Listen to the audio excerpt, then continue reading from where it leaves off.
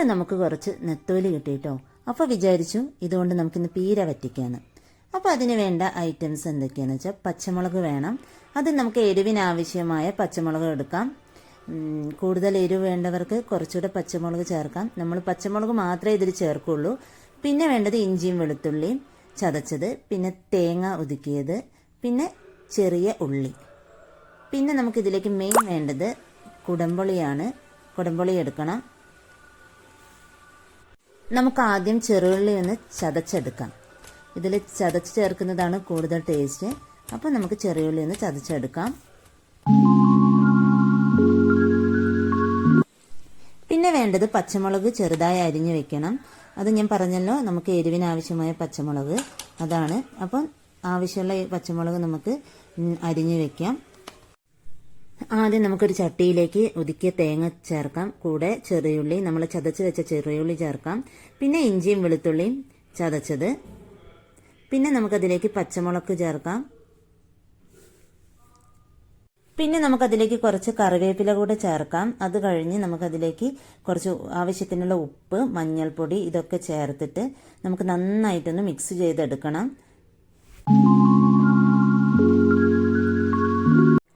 ഇനി ഇതിലേക്ക് ലാസ്റ്റ് നമുക്ക് നമ്മുടെ എടുത്തു വെച്ചിരിക്കുന്ന നെത്തോലി ചേർക്കാം. നെത്തോലി ചേർത്തിട്ട് നന്നായിട്ടൊന്ന് കുഴച്ചെടുക്കണം. കുഴച്ചെടുക്കുക വെച്ചാൽ നമ്മൾ മീൻ പൊടിഞ്ഞു പോവാത്ത രീതിയിൽ വേണം ഇത് നന്നായിട്ടൊന്ന് മിക്സ് ചെയ്തെടുക്കാൻ.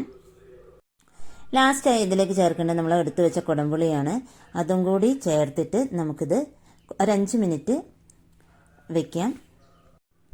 അതിനുശേഷം ഒരു ചട്ടി അടുപ്പത്ത് വെച്ച് നമുക്ക് വെളിച്ചെണ്ണ ഒഴിച്ചു കൊടുക്കാം ചട്ടിയിലേക്ക്. എന്നിട്ട് അതിലേക്ക് നമുക്ക് ആ വെളിച്ചെണ്ണ ഒന്ന് ചൂടായി വരുമ്പോഴേക്ക് നമുക്ക് അതിലേക്ക് കുറച്ച് ഉലുവ ചേർത്ത് കൊടുക്കാം. ഉലുവ ഇട്ടതിന് ശേഷം അത് നന്നായിട്ടൊന്ന് മൂത്ത് വരണം. ആ ഉലുവ നന്നായി മൂത്ത് വരുന്നത് വരെ നമുക്ക് വെയിറ്റ് ചെയ്യാം. ഉലുവയ്ക്ക് നന്നായി മൂത്ത് വന്നിട്ടുണ്ട്. ഇതിലേക്ക് നമ്മൾ എടുത്തു വെച്ച മിക്സ് ചേർത്ത് കൊടുക്കാം. എന്നിട്ട് മീൻ പൊടിഞ്ഞു പോകാതെ നന്നായിട്ടൊന്ന് ഇളക്കി കൊടുക്കണം. ഇതിലേക്ക് നമുക്ക് ഒരു 1/2 ഗ്ലാസ് വെള്ളം കൂടി ചേർത്ത് കൊടുക്കാം. കൂടുതൽ ചേർത്ത് കൊടുക്കരുത്, ഒരു 1/2 ഗ്ലാസ് മതി. അപ്പോൾ 1/2 ഗ്ലാസ് വെള്ളം കൂടി ചേർത്തിട്ട് നമുക്ക് ഇത് നന്നായിട്ടൊന്ന് ഇളക്കി കൊടുക്കാം.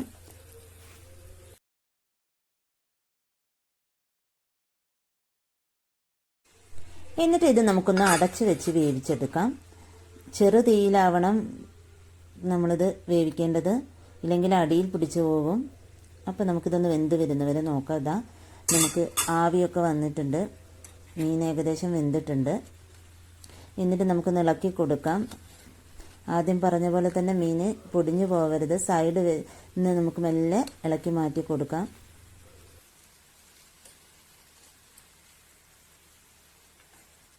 എന്നിട്ട് ഇത് നമുക്ക് ഒന്നുകൂടെ ഒന്ന് അടച്ചു വെച്ച് കൊടുക്കാം.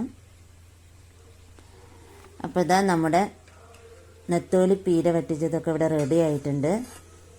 നല്ല സ്മെല്ലൊക്കെ വരുന്നുണ്ട്.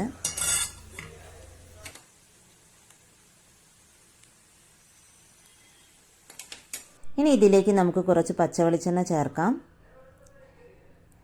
പച്ചവെളിച്ചെണ്ണ ലാസ്റ്റ് ചേർത്ത് കഴിഞ്ഞാൽ പ്രത്യേക ടേസ്റ്റാണ് മീൻ നെത്തോലി പീര വറ്റിച്ചതിന്. അപ്പോൾ അതാ നമ്മളുടെ നെത്തോലി പീര വറ്റിച്ചത് ഇവിടെ റെഡി ആയിട്ടുണ്ട്. അപ്പോൾ എല്ലാവരും ഇതൊന്ന് ട്രൈ ചെയ്ത് നോക്കണം. ഇത് നല്ല ടേസ്റ്റാണ്. അപ്പോൾ എല്ലാവരും ഈ വീഡിയോ ഇഷ്ടപ്പെട്ടെങ്കിൽ ലൈക്ക് ചെയ്യണം, കമൻറ്റ് ചെയ്യണം, സബ്സ്ക്രൈബ് ചെയ്യണം. അപ്പോൾ അടുത്തൊരു പുതിയ വീഡിയോയുമായി കാണുന്നത് വരെ എല്ലാവർക്കും ടാറ്റാ.